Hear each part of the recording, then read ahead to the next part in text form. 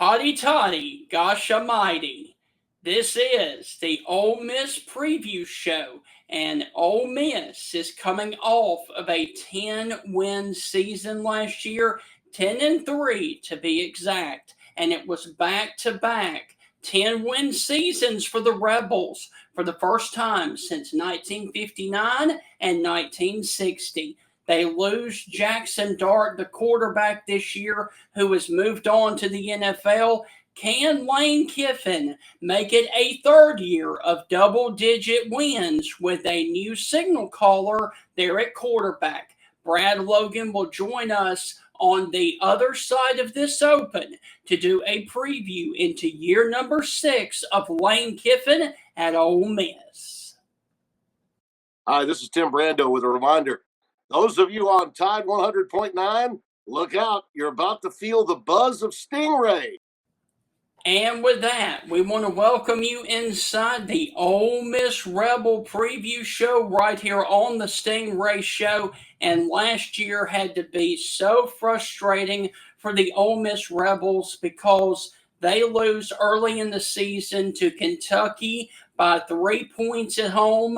Then they lose on the road in overtime to LSU in a close game. Then they knock off Georgia and Kirby Smart, and people think they have turned the corner to only go the next week down to Florida and lose by a touchdown to the Florida Gators, 24-17, and ultimately miss out on the playoffs last year, going 10-3 and beating Duke in the bowl game. How will Ole Miss fare in 2025? Brad Logan is about to join us right now to do a deep dive into Ole Miss. Brad, how are things with you in Oxford?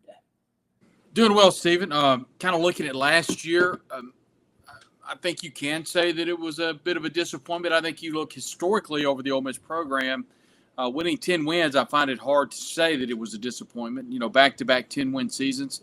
I think you can look at it and say that should Ole Miss have beaten Kentucky and maybe have beaten Florida, they have a chance to make the college football playoff. I think that's absolutely true. But I'm not sure I would call it a disappointing season by winning 10 games. That's not something that Ole Miss does historically year in and year out. But there were some disappointing things that happened last season for sure. And especially the handling the success of beating Georgia. Everybody's on a high and then turning back around and losing at Florida. Well, the season was defined by losing to Kentucky early in the year. And so if Ole Miss beats Kentucky, the Florida and the LSU game really doesn't matter. You finish 10-2. But, Ole Miss didn't do that, and they lost to a team that came in and won one conference game last year. Right. And they outplayed Ole Miss, and Kentucky won the game. I jokingly said that Ole Miss very well could go to Lexington this year and lose by 30 to Kentucky, but it will not be because they overlooked them.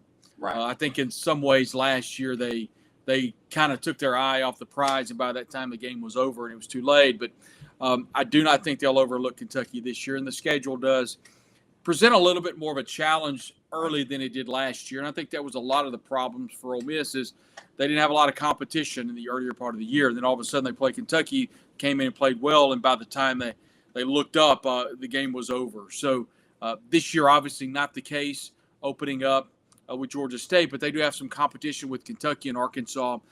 And then Tulane. I think Tulane and Coach John Sumrall will have a really good team. They went to the portal and got a really good quarterback.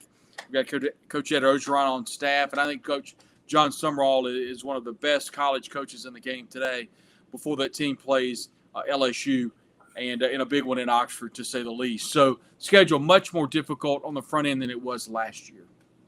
So, Brad, you live there in Oxford. Talk about the hype and the expectation going into this season for Ole Miss. Well, I don't think it's near the expectations that last year had. I do think there are expectations. I think the over-under is right at 8.5, and I've said all along I think Ole Miss probably finishes 9-3.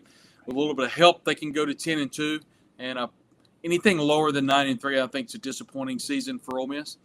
I think you look at what Ole Miss fans are expecting. I think there's going to be some hangover from last year. especially watching Jackson Dart in the league and players like Walter Nolan, Ulysses Bentley, Jared Ivey, J.J. Pegues, and others, Poop Hall, that are no longer on the team. And, Pete Golding, the defensive coordinator, we had a chance to visit with him last week, and he talked about how important it was last year and how big of a season it was. But this particular defense this year is not last year's team. Specifically on the defensive front, he doesn't believe that Ole Miss will take a very big step back. Now, on paper, it looks like they're taking a monumental step back, but then you start looking at some of the players on defense like Xavier Harris and Jamarius Brown, along with Deshaun Womack at defensive end, and Prince Well, Iman Mielen. He likes his front seven, if you will, and so he really likes his defensive front. So the expectations, I think, are to win 9-10 games and possibly get into the college football playoff. If chalk prevails, which it didn't last year, I think Ole Miss is probably going to be a favorite in 9 out of the 12 games. Probably not LSU, probably not Georgia, and probably not Oklahoma. Right. At the end of the day, I think Ole Miss fans, once again, I can't say it enough, I think there'll be a bit of a hangover from last year. But I think that Lane Kiffin really likes this team. There's a quiet confidence with Pete Golding, and also quarterback Austin Simmons. So I do think there's a chance Ole Miss has a year to which they can get to 10 wins. To me, it's all about what happens in Norman, Oklahoma, following the trip to Athens to face Georgia. If Ole Miss can win that game at Oklahoma, there's a chance they can have a very special season. So definitely a lot of water to cross under the bridge before Ole Miss gets to that game for sure. Brad, you just talked about Jackson Dart has moved on. You mentioned Austin Simmons. Talk about others in that quarterback room that could potentially replace Jackson Dart, please. Well, I mean, this is Austin Simmons' team. And okay. They scrimmaged on Saturday, and they had a scrimmage a couple of days before. All of this is closed to the media. So this is going off reports that we get from people that were there. And I know he struggled some in the two scrimmages before. Had a pretty good scrimmage this past Saturday, from what I understand, for what little that has leaked out. This is his team. I think there's a chance you could possibly see a package for Trinidad Chambliss. He's a transfer that came in. A.J. Maddox is also a backup for Ole Miss. But make no mistake, this is Austin Simmons' team. And the players have responded very well. Their receiving room is absolutely loaded. And players like Caden Lee have been very big advocates for Austin Simmons. We talked a lot about the game last year against Georgia. You mentioned it a moment ago. And there was one series where Jackson Dart was hurt. And Austin Simmons came in and drove the team down, scored a touchdown. It was raining. It was a high-pressure situation. And Caden Lee, we asked him at SEC Media Day, the wide receiver for Ole Miss, who caught a couple of passes on that drive, and said that he was cool as a cucumber. So he's been in the trenches, and I don't think that, it can really go unsaid just how important it was to have that drive against Georgia, and then obviously having all of the spring and having all of fall camp to get ready for the opening game of the season in a couple of weeks against Georgia State. And this is Austin Simmons' team, make no mistake about it. I don't expect to see, Lane Kiffin mentioned that he did not anticipate Austin running a lot. So this is probably going to be a passing attack now, because Ole Miss is 4 deep at running back, something it was not last year. In fact, had a walk-on wide receiver against Florida as the main running back. So this is a running back room that's loaded with depth, and that's good news for Ole Miss. So, Brad, let's switch to the running backs and the wide receivers. That's what we're going to do on the other side of this break. You're listening to the Stingray Show, the Ole Miss Rebel preview show for 2025 will continue right after this, when we will talk about the wide receiver position and the running backs.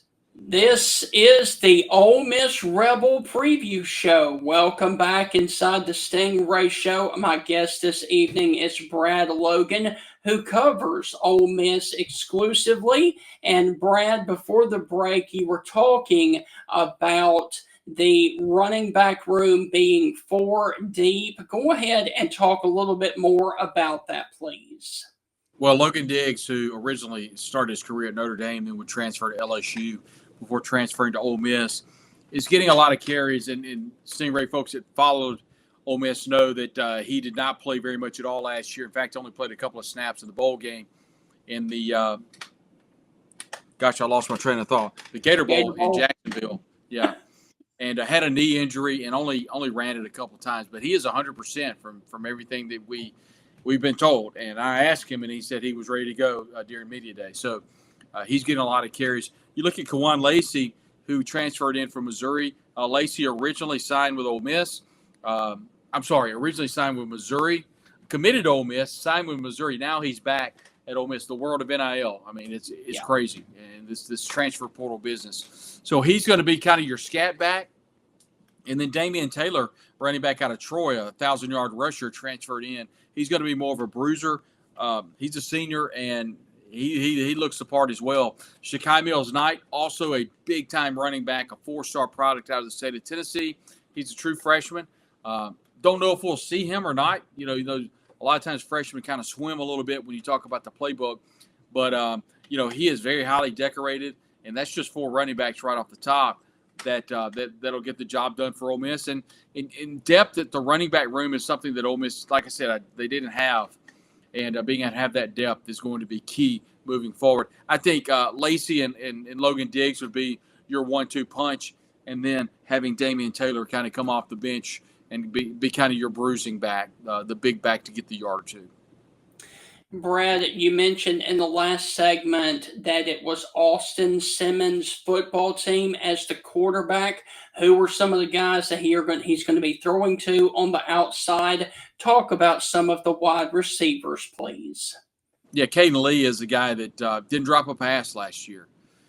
Really good wide receiver and someone that's kind of going to be the Jordan Watkins for this team this year, the possession guy that runs great routes. And he's going to be Austin's go-to guy. A guy that has really blown up that we've been able to see in the limited amount of practice that we've been able to see is Deshaun Stribling, the transfer out of Oklahoma State. He is an absolute baller. I mean, he's big, he's strong, he can go up and get it. He reminds me a lot of DK Metcalf, who's got a really big upper body and lower body, but has been really good in the amount of time I've been able to see him. Harrison Wallace III out of Duke, the senior transfer, has been good as well. And then, of course, Deuce Alexander, the sophomore transfer out of the state, or actually a transfer out of Wake Forest. And, a lot of fans remember Deuce Alexander. He played for Wake last year. Had a chance to visit with him and ask him what kind of appealed to Ole Miss and kind of how you landed at Ole Miss when you entered the portal. He said, well, we played them last year. They beat us pretty good. I thought it'd be pretty good to be on that sideline and playing for an offense like Lane Kiffin. So that was one of the reasons that he decided to come to Ole Miss. Traylon Ray, another interesting story. He'll have an opportunity. And then Caleb Odom, a transfer. All these are transfers. And Odom is a guy that can play tight end, can put his hand in the dirt, or kind of can be stepping up and play on the slot.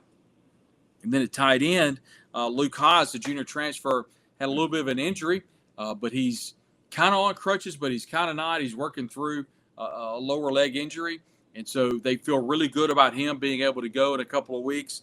And then Daquan Wright, the senior transfer, he was with the team last year. And if you remember, Caden Prescorn was really good for Ole Miss, but a lot of times he would be double teamed and Jackson Dart would go to Daquan Wright. So the tight end room is absolutely loaded. You got redshirt, our senior transfer, Trace Bruckler, is also in the tight end room. And then you got Caleb Odom. So the tight end room is absolutely stacked. The wide receiver room is stacked. Winston Watkins, a freshman, has been getting a little bit of play from what I've seen during practice. But Caleb Cunningham, he is the 5-star freshman out of Ackerman, Mississippi, played at Choctaw County High School. He's swimming a little bit, but he is someone that I think down the road will be a huge part of this Ole Miss offense. The good news is there's so much depth at wide receiver, they're not really having to lean heavily on Cunningham, who is a true freshman. And I think by the time he learns that playbook in and out, he's going to be a major target for Ole Miss down the road. So, Brad, we've talked about the skill positions on offense. As we sit here a few weeks from game number 1, if there is a question mark and a concern for this Ole Miss offense, where do you think that would be? Without question, it's the offensive line. They lost a lot of talent last year, and it has just not gone as well as Ole Miss would have liked it to. You look at Diego Pounds, the left tackle, he has to play better than he did last year. You got sophomore transfer Delano Townsend along with sophomore transfer P.J. Wilkins. They've got to step up, and they've got to be huge parts of this offensive line. Bryson Sanders, redshirt sophomore, Ole Miss really needs him to play center because Patrick Kudus, the senior transfer out of Arkansas right now at right guard, if Sanders can't go, he's got to slide down to center. Then what happens to right guard? Does Cerez Davis, the sophomore transfer, does he fall over to right guard? And then at right tackle, Jaden Williams has kind of been dealing with a little bit of an injury. So they really need him to step it up at right tackle. The good news is Devin Harper, a freshman out of the state of Tennessee, has looked really good. I think he'll get some significant snaps this year. But Percy Lewis, a transfer that's kind of been been all over the place. He was at Mississippi State, and he went JUCO for a little while, and now he's at Ole Miss, and just kind of been all over the place. Offensive line, Stephen, I've got to see it on the field, and right now, I think there are question marks, and I think if there's a weak spot on that offense, I think there's no doubt that's definitely going to be the question mark. Journeyman is what I was looking for. I lost my train of thought, but that's what Percy Lewis has been. I don't know if he'll get any significant snaps. But there's got to be some people that step up. They don't have a ton of depth, and right now I think they're dealing with some injuries. It's just not a good situation right now on that offensive line. Brad, thank you so much. Transfer portal, correct? Yeah. All right. So, Brad, when you look at this Ole Miss offense, do you think by season's end the offense in total numbers will be at the top half of the SEC or in the bottom half? I don't think there's any doubt it'll be at the top half. And I think that'll be early on. I mean, the cohesiveness between Simmons and the wide receiving core is really good. And I think the good thing is when you got a Deshaun Stribling, Harrison Wallace III, and Deuce, those guys have been in the trenches before. I mean, they've been in the high impact, high caliber games in the Power Five, and they know what to do. And then you've got an uber talented quarterback in Austin Simmons, and then you throw in Caden Lee and what he's done last year. And here's another name too, Isaiah Hartrup is someone who's really stepped up for Ole Miss, a senior transfer. So he's someone that was injured last year and has played really well this year in catching some deep balls. So I think they'll be at the high end. I think the running back room is really good. The problem, Stephen, once again, does Austin Simmons have the protection he needs? Because that offensive line's kind of got a lot of question marks. Can they open the holes enough for those running backs? Right now, I just don't know. So it's just definitely a question mark. And, I do still think they finish in the top half, but a lot of that's going to depend on that offensive front. So, Brad, hold that thought up against another break. And when we come back, we are going to discuss the defense, and then we will get to the schedule and navigate that. That's on the other side of the break. You're listening to the Stingray Show. The Ole Miss Preview Show will continue right after this. Welcome back inside the Stingray Show. My guest this evening is Brad Logan, who covers Ole Miss. And Brad, before the break, we were talking about the offense. Now let's switch to the defensive side of the football. And last year, Ole Miss finally had a defense that was good enough and capable enough of beating Georgia and holding them to 59 yards rushing on the day. What does the defense look like this year for Ole Miss? Yeah, talked about it a little bit at the top of the show. Pete Golding, the defensive coordinator, he likes the defense a lot, specifically likes the defensive line. And so, they lost a lot. And you talk about Jared Ivey, J.J. Pegues, Walter Nolan, Prince Umami Ellen, Poop Hall, John Saunders, Trey Amos. I could go on. And all those players are in the league. Ole Miss had a good enough defense last year to win the national championship. Yeah. And of the 3 games that they lost, none of them were because of the defense. I mean, I guess maybe late in the game against LSU, but I mean, they led the whole game. It didn't trail. The LSU tied it in regulation. So just a situation where the defense was never the problem. Right. The problem last year was offense. So, I think they take a step back. The question is how big of a step back? I don't know. you start looking at players. You got Sunterry and Perkins, who I think he is a catch-all. I mean, he can line up in the dirt.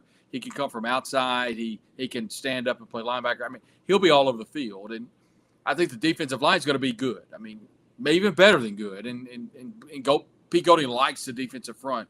If you look at Jamarian Brown, Xavier Harris, Deshaun Womack, and Prince-Will Imani, those are 4 really good players. And you start talking about Kim Franklin, who has been phenomenal, a former 5-star player out of Lake Comrie High School in Mississippi, has been a beast to block for Ole Miss. Have not been able to block him. And then you talk about Will Eccles, a sophomore out of Houston, Mississippi High School. So there's some dudes on that defensive front, and I'm looking to see what they can do. Linebacker, they'll miss Pooh Paul. TJ Daugherty, kind of the quarterback on that defense, wears the headset, if you will, the green dot, to where he wears the earpiece and can communicate with Pete Golding. So he's the guy there at linebacker. Like I said, Perkins is going to stand up at linebacker. He's going to come from the outside. He's kind of going to be all over the place. Tyler Banks is someone to watch, and he's someone that has been called out a lot. Taj Chambers, senior transfer, along with Andrew Jones. Jaden Yates, junior transfer, has made a lot of tackles in his career. So linebacker play is something I want to see. We've heard about them. We've seen them in practice, but I just need to see on the field how they can do. I know what Daugherty can do, but everyone else, they're coming from other places. And they've made a lot of tackles at those other places, but we haven't seen it on a major college level. Defensive backfield's a question. I mean, Trey Amos is a guy that's playing for the Washington Commanders that is phenomenal. And I don't think all of us that cover the team and the fans and everybody knew or appreciated just how good Trey Amos was for Ole Miss. But in that defensive backfield, they really need Jalen Braxton, the transfer of Arkansas, to be good. I mean, he's had an upper body injury, but he's working through it. I asked him at media day, and he said he's good to go. So we'll see. Sage Ryan, he's kind of having up and down a career. He's coming in from LSU. We'll see. Kapina Gashukin, the transfer out of Washington, he's a guy. Ricky Fletcher, Chris Graves Jr. Just kind of got to see where everything is. And the situation is that defensive backfield is someone. Antonio Kai, by the way, the transfer of Auburn, has been getting a lot of play and has had a really good preseason camp. So he's someone to watch. Once again, that defensive backfield in the linebacker play, Stephen, is one I've got to see on the field. Right.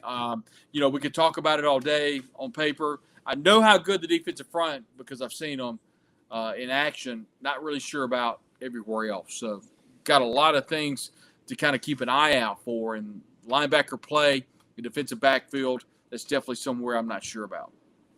So, Brad, let me go on ahead and ask you question marks and concerns on this defense. Go ahead and give them to us, please.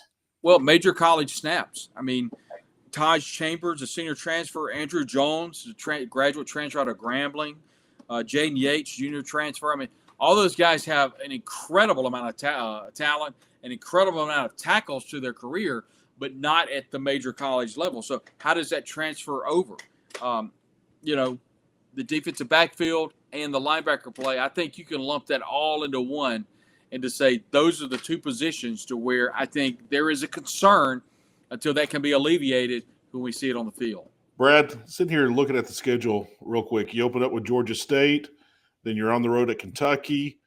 You got Arkansas at home, Tulane at home, LSU at home before you get an off week. But real quick, let's talk about the non-conference matchups. You got Georgia State, you got Tulane, you got Washington State, and then you got that mighty, mighty fine team, the Citadel, later in the season in November. How do you feel about the non-conference schedule? Do you like where the games are situated to get you rest? Are there any concerns with the non-conference schedule? Well, I like the Tulane game because I think John Summerall is a fantastic coach. Yes. Talked about it a little bit earlier in the show, and I think that could prove pivotal for Ole Miss, especially if they do what they're supposed to do, beating Kentucky on the road and beating Arkansas at home, then having Tulane come into Oxford prior to that game against LSU. I think it'll be a good test. The schedule to me is interesting because last year Ole Miss played 3 or 4 games and no one knew how good they were because the teams they were facing were just, quite frankly, not any good at all. And Ole Miss kind of just ran through the competition before it faced a Kentucky team that, quite frankly, beat them straight up. And Kentucky played well. So I think having not necessarily difficult, but a more difficult schedule than Ole Miss had last year, starting off with Georgia State. You may mention Kentucky and Arkansas. I think it's going to bode well for Ole Miss to have that competition piece before it plays LSU, the 5th game of the season. To me, this particular Ole Miss team and this season goes through a couple of games. I think 9-3 is kind of where I'm at with this team right now. Depending on what happens at Oklahoma, Ole Miss goes to Norman on Saturday, October 25th. It's an early game. That window is going to be in between 11 and 12 Central. If Ole Miss can somehow win on the road against a really good Oklahoma team, and Brent Venables and that team's going to have their back against the wall. I don't know where they'll be at that point. I think they'll be pretty good. John Mateer, a really good transfer quarterback for them. He's getting a lot of Heisman buzz. A lot of people are talking about this Oklahoma team. If Ole Miss can go on the road to beat Oklahoma, I like their chances the rest of the way. I mean, I think there's a chance Ole Miss could finish with 10 wins again. But I think it hinges on what happens in Norman, Oklahoma. I don't know that Ole Miss can go to Georgia and win. I also think it's going to be very difficult for Ole Miss to beat LSU at home because I think the Tigers are going to be absolutely loaded this year. But if they can go on the road and beat Oklahoma, I think there's a chance they can win the remainder of their games. Lose that game, and I think there's, it's 8-9 win territory. Looking at the schedule and staying on the schedule, everyone in the SEC has got a brutal 3-game stretch. With Ole Miss, it looks like that's Georgia, Oklahoma, South Carolina. That just looks so brutal. With that, do you like how the schedule is set up for the season? Do you like where the off weeks are? Does it set up nicely for Ole Miss? And what concerns do you have with that schedule? Well, it sets up better than last year. And I think the competition piece. Also, you avoid Texas, Alabama, Texas A&M, Tennessee, Auburn, and the list goes on. I don't know how good some of those teams are, but Ole Miss avoids all of those teams. And I think, honestly, looking at where this team is right now, not having to play Alabama, who's always been kind of a bear for Ole Miss, with the exception of a couple of years under Hugh Freeze, it's always been a struggle. And so you avoid that whole Hugh Freeze thing down in Auburn. So I think the schedule sets up very nicely. You also avoid Texas and Arch Manning and all that, unless you were meeting these teams in the SEC championship game. I think the games, you get Florida late. I think that's good because you have no idea where Florida will be mentally at that point. I think you get LSU early. I think that's also good. Interestingly enough, LSU could be a 2-loss team coming to Oxford because they've got Florida earlier. Then they open up with Clemson. So who knows where LSU is going to be the 4th or 5th week of the season. But to me, the game is Oklahoma. That's the game for Ole Miss, and that's just kind of where I'm looking at. South Carolina, I think it'll be interesting to see where that team is in the latter part of the year. Lenore Sellers, also someone getting a ton of Heisman buzz. I saw him live in Columbia and just didn't impress me. And I understand that he's a good player. I saw the Netflix documentary. And I will say, after they faced Ole Miss and Ole Miss won that 27-3, and it really could have been 42-3, I thought Sellers really played well and then went on the road as they beat Clemson. So, yeah, he was playing a lot better than he played against Ole Miss. But I think that's definitely a game to look at on Saturday, November 1st. But who knows where Ole Miss is at that point? Ole Miss could have 3 losses easily by that point if you look at Georgia, Oklahoma, and LSU. So where's Ole Miss's defense going to be at that point in the season? Where's the mental makeup of this team going to be? So that's why I think this is so big for Ole Miss to go on the road and beat Oklahoma. And, and I'm just kind of throwing away the LSU and the Georgia games. What if Ole Miss beats LSU at home? But then they have to beat Kentucky and Arkansas in the earlier parts of the year. So a lot of things that have to happen. But to answer your question, yeah, I like how the schedule shakes out for Ole Miss. I think it's very opportunistic, if you will, for Ole Miss. So, Brad, hold that thought. We are up against our final break. And when we come back, we're going to wrap up the Ole Miss preview show right here on the Stingray Show. And we will be right back. Welcome back, SEC fans. You're listening to the Stingray Show here on Todd 100.9 FM. Our guest tonight is Brad Logan. Brad's a friend of the show. We're talking about Ole Miss as we're doing the preview show of all 16 teams. And tonight we're talking about the Rebels. Brad, earlier in the show, we asked where do you think the Ole Miss team would finish on offense, top half or bottom half in the SEC? Let's talk about the defense. Where do you think this defense will finish at season's end? Do you like where it's going to be, or is it these one of the years?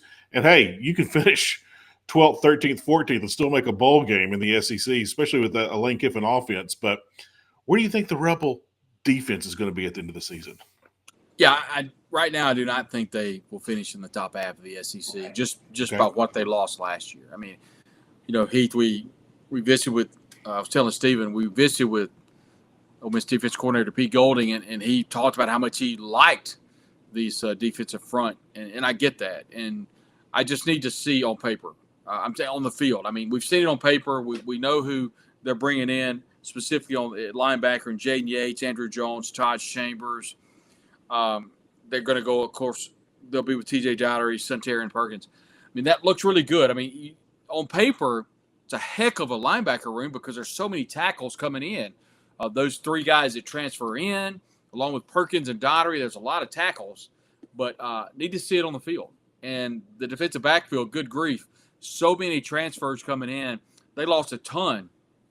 Talking about John Saunders, who was really good for Ole Miss last year. Trey Amos, who's now with the Washington Commanders, so good. Just a lot of unanswered questions. So right now, I'm saying they probably finish on the bottom half of the SEC. But even so, I mean, if the defense is or the offense is as good as I think they're going to be, I don't think that could be a huge detriment to Ole Miss. They just have to do their best to try to keep Ole Miss in the game, I think. And so I'll just be interested to see how the team's defense kind of blends and meshes together over the first couple of weeks of the season. I know Ole Miss's offense will be fine because Austin Simmons has made sure that offense is really humming. Obviously, I think the offensive line's got some question marks, but everywhere else they're loaded.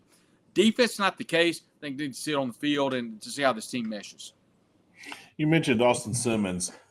Is there any chance he finishes in the top three in passing in the SEC? Because Lane Kiffin had the best passing offense last year in the SEC. Do you think Austin Simmons can finish in the top three in the SEC in passing? I mean, yeah, I guess he could, but even if he doesn't, I mean, you finish in the top 6 or 7 in the SEC and your Heisman numbers, because you look at let's just spitball this for a minute. Let's just kind of throw out the names of quarterbacks we're going to be watching in the SEC. Who we think a lot of fun ones. Arch Manning, everybody's excited to see him. Lenore Sellers, Garrett Nussmeier, those are 3. John Mateer at Oklahoma, Austin Simmons. I'm going to throw in Blake Shapen, Aguiar at Tennessee. Lagway. I was about to say, don't forget about Lagway. DJ Lagway of Florida. Who else are we missing? And that's 8 right there. Jackson Arnold. Jackson Arnold, yeah, I'm throwing him in. That's 9 at Auburn. Simpson at Alabama, that's 10. That's 10 players right there. So, yeah, I think he can, but if he doesn't, I don't think it's the end of the world. I think he's going to have a heck of a year. And I think I think there's a chance, and I'll probably get some grief on this, and that's okay too. I think there's a chance that Austin Simmons, by the end of his career, could be as good or better than Jackson Dart. I think he's got an incredible skill set. He's not going to run it like Jackson did. Number one, I don't think he'll have to run it as much. And I'm predicating all of this that the offensive line is going to be somewhat serviceable. So he's not. Lane even said that he does not anticipate Austin Simmons running the football. He wants him to go, pretty much through the air with the running back baby that Ole Miss has, and they're 4 deep and they're in a good position. So, not sure he finishes in the top 3, but he's going to be really good this year. How did the transfer portal treat Ole Miss on both sides of the ball? What are the additions that you like? Wide receiver room. Deshaun Stribling is a maniac. I mean, he's huge. He's fast. He can go up and get it. He is a monster at wide receiver. He's a senior transfer out of Oklahoma State. Senior transfer Harrison Wallace, III out of Duke. Really good possession receiver, can go up and get it. Caleb Odom, senior sophomore transfer. Traylon Ray, junior transfer. Deuce Alexander, sophomore transfer out of Wake Forest. They just absolutely have a wide receiver room, and that's all because of the portal. Now, don't forget, Caden Lee. He'll be the guy on offense for Ole Miss, but the transfer portal was really good to Ole Miss, at wide receiver. Also good to Ole Miss in the running back room. You start talking about Kawan Lacey, the transfer out of Missouri, Damian Taylor, the senior transfer out of Troy, and then Logan Diggs, the transfer out of LSU. So, yeah, transfer room was huge for that running back room too. Defensively, probably the defensive backfield is where the most transfers are, along with that linebacking core. But got to see it on the field.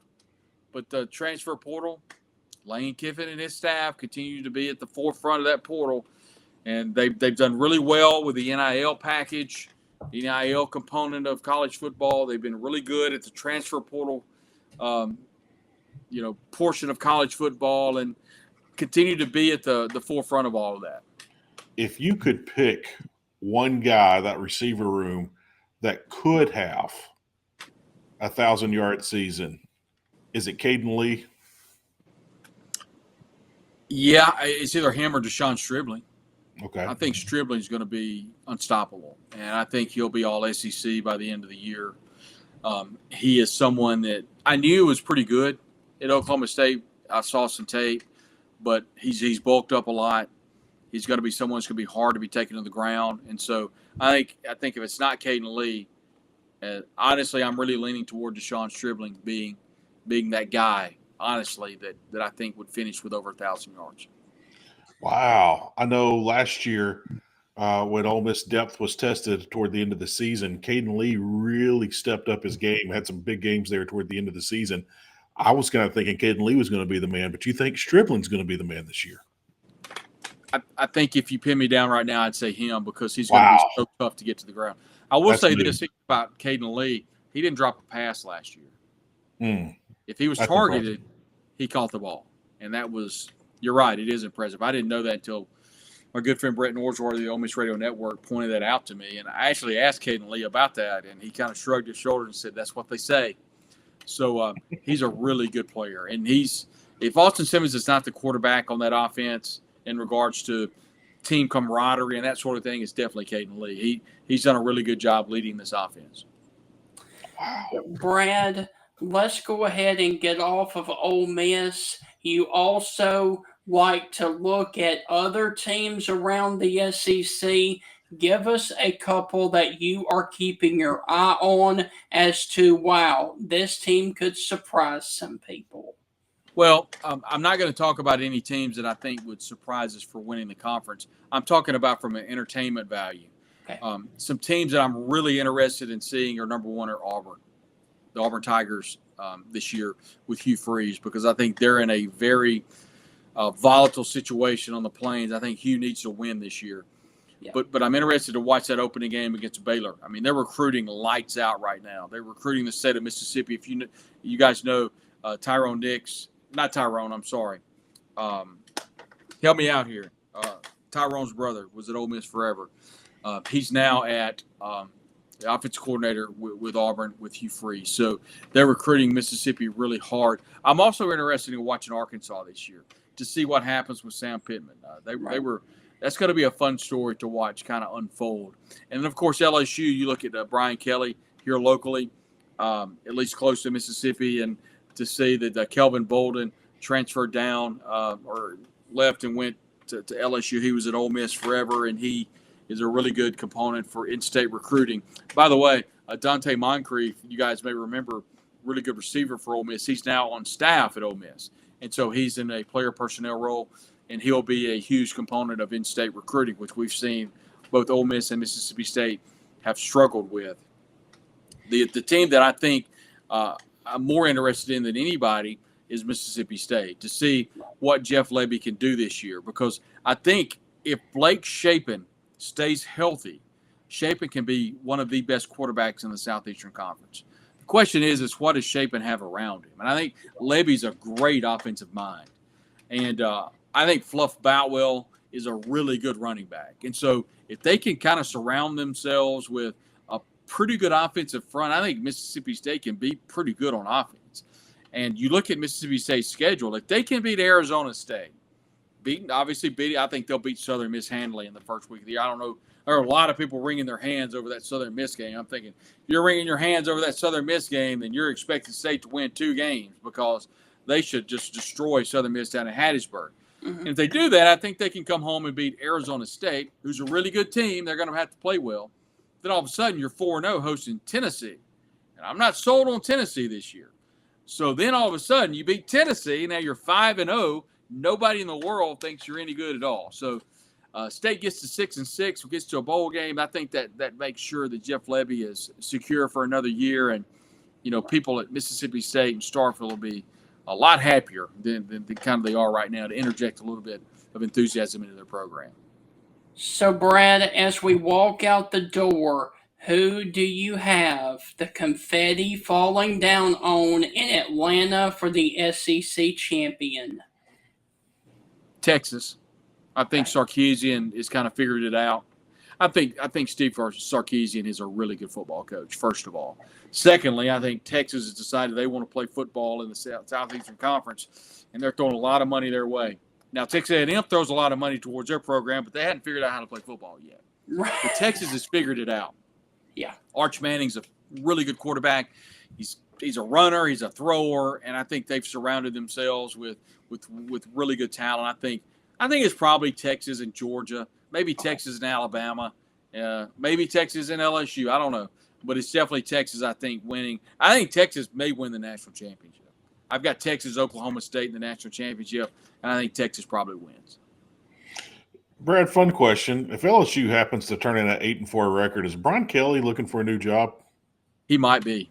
Yeah. Does Hugh Freeze survive 5-7 again? No. Does he survive 6-6 losing the Iron Bowl? I don't know. I don't think so. I don't know. Now, I will say Jackson Arnold's a good quarterback, and I think that'll help a lot. I don't know that he gets them to 8 wins, but Auburn's schedule is brutal. Yeah. So, what's it take? But Brian Kelly surviving 8-4. I don't think they're going 8-4, Heath. But if they do go 8-4, I don't know if he can. But they are absolutely loaded this year.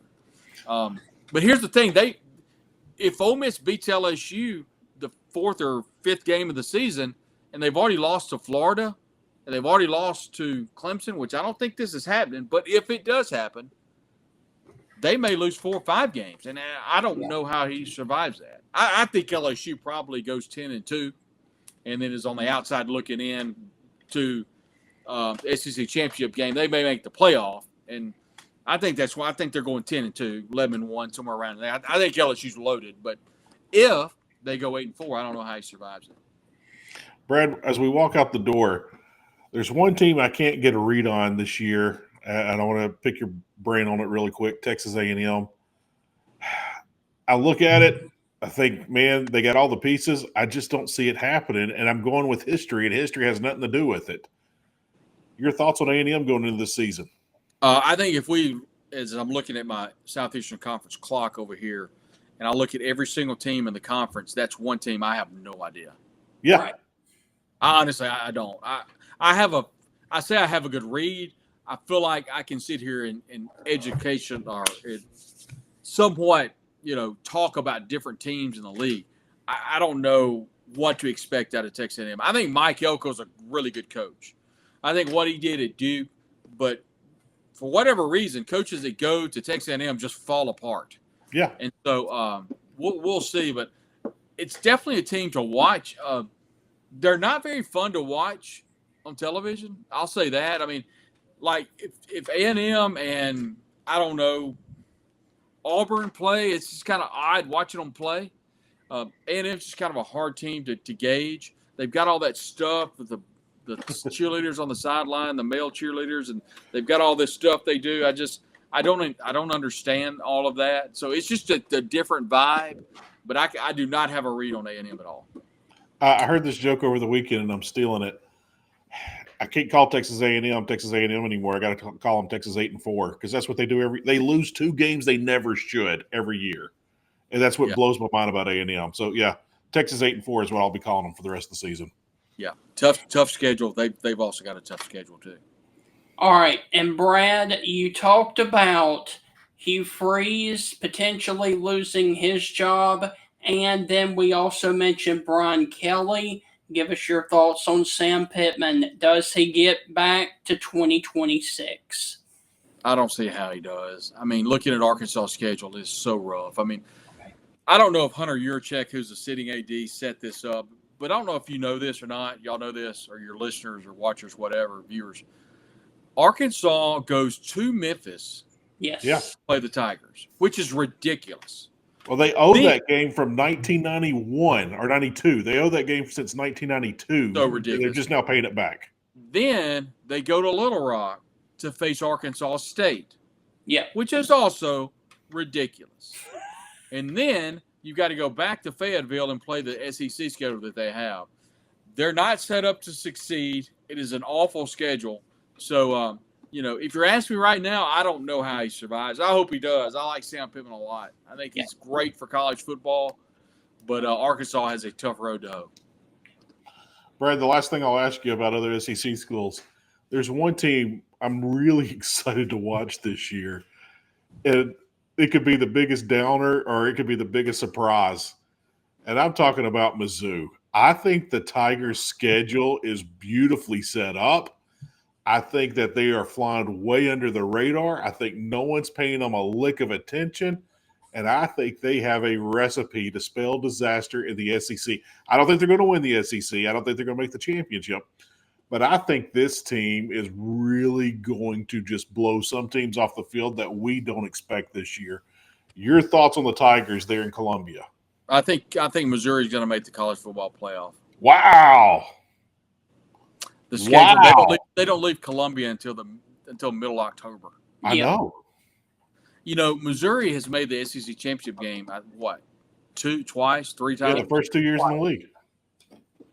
I mean, there's teams that I know pretty close to that have never made the SEC championship game. Yeah. And so, they're just kind of hanging out in Como, and that, it's kind of off to their own and just winning football games. So I think the schedule sets up great for them. I think they finish 10-2 and they make the playoff. If they make the playoffs, is Drinkowitz elected SEC Coach of the Year? Yes. There you go. No, he may not be selected, but he'll be top 3. Sarkisian's going to be the Coach of the Year. Okay.